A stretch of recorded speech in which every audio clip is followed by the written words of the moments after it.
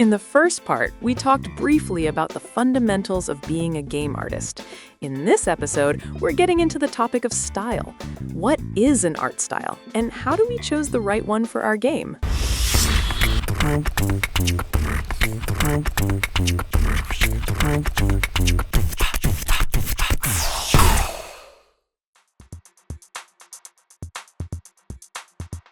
When we talk about the art styles used in video games, two general categories come to mind first: realistic and stylized. But beyond that, there are many styles that we can also see as subheadings of stylized, from pixel art to low poly. There are a few important factors that will make it easier for you to decide which of these to use in your game. The most important is which one you are able to do.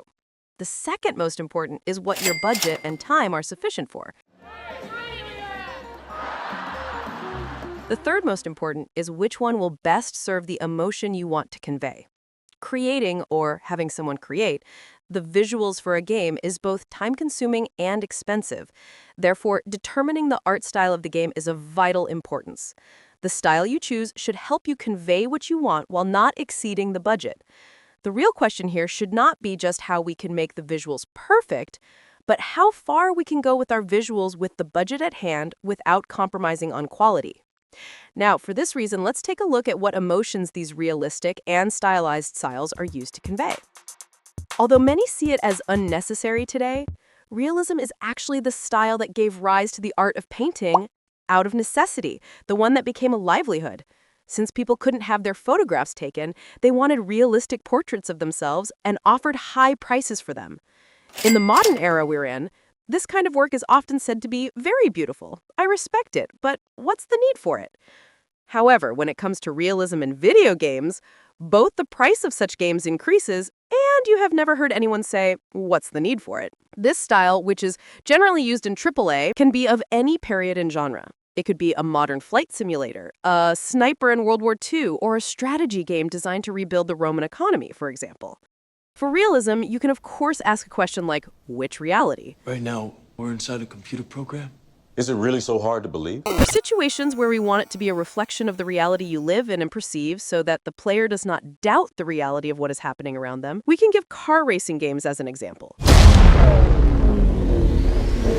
Get down! Likewise, in horror games, if it looks real, you will scare them more. Hello? Did something go wrong? Just because you're using a realistic style doesn't mean it has to be exactly the same as the real world we live in, but it still has to feel like it belongs to our world. For example, in situations where you want to present a fantasy reality in games like Cyberpunk, which we can call magical realism, you can use environments and characters that look realistic but do not exist in our real lives. Before moving on to the stylized style, you may have heard the definition of semi-realism, which we call stylizing the realistic style a bit. For example, while in realism you show the indentations and protrusions of the skin, in a semi-realistic style, you can make the skin smooth, the eyes large, and the hair perfect. But on the other hand, this is not a complete definition either, so we can ask according to whom and what. It seems to me that there will always be a disagreement on how semi-realistic or how stylized an image is. If we focus on this issue a little more, especially in the world of video games, apart from hyper-realistic works, let's look at this version of Mario. Some will call this version on the left realistic because it was made using real photographs, while others will say, but there's no such person in reality, so what's realistic about it? Especially in the game world, we now have a tendency to separate the realistic from the stylized. What we believed looked realistic 10 years ago does not look so today, and we can even say that it looks stylized due to the choices made to deal with the limitations of technology. If we compare the first Uncharted game released in 2007 with the fourth game released in 2017, we can see how different the visual and technical quality is. Look at Nathan's face in the first game. While this style now looks semi-realistic or even stylized, it was realistic at the time of its release. Look at Nathan 10 years later. From his hair to the wrinkles in his clothes to how the material reacts to the light falling on it. Or the remake of The Last of Us. It seems to us now, how much more realistic can it be, right? What we believe to be realistic today may not be in another 10 years. Really? What, 10 years ago, it looks so dated. I know, it's wonderful. And as you can see, I mean, the graphics leave a little bit to be desired. Yeah, very simple. Still a good game, though. Yeah. I think we were really easily pleased in those days. Yes. But of course, games came really into their own with the arrival of the home computers. Therefore, we can't ignore that realism depends on technological capability. For example, old games like Max Payne, Tomb Raider, and Resident Evil looked stylized due to technical inadequacy. The main goal in these games was to be as realistic as possible. At some point, technology caught up to the desired realism, and it seems as if a new hybrid genre has emerged by mixing stylized and realism in the search for something beyond this. What I mean to say is this. Even though games that have become famous for their realistic graphics take the light, colors, textures, and shapes of our daily lives as a reference, they are more perfect, more vibrant, more beautiful than them. So fucking cool. That is, they offer a kind of enhanced reality. For example, Red Dead Redemption 2, which we praise for being so realistic, is beautiful because it looks more beautiful in reality.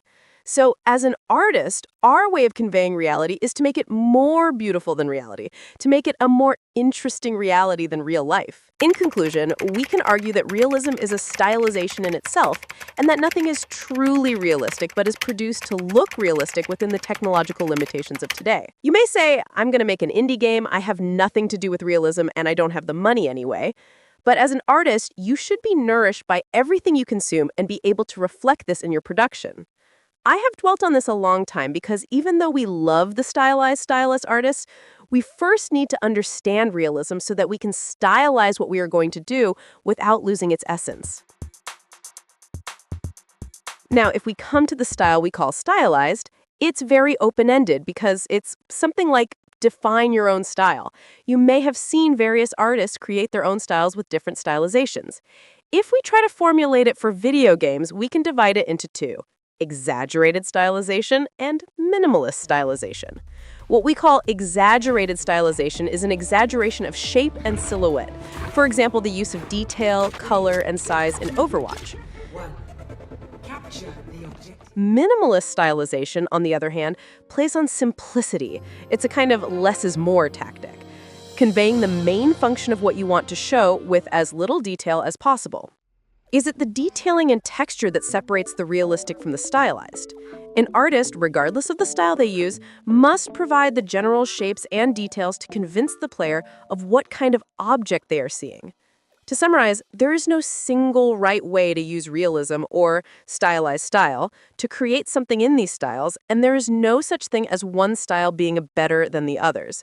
The important thing is to know what you are using, why you are using it, and to be consistent. I created this game for a certain kind of person, to hurt them.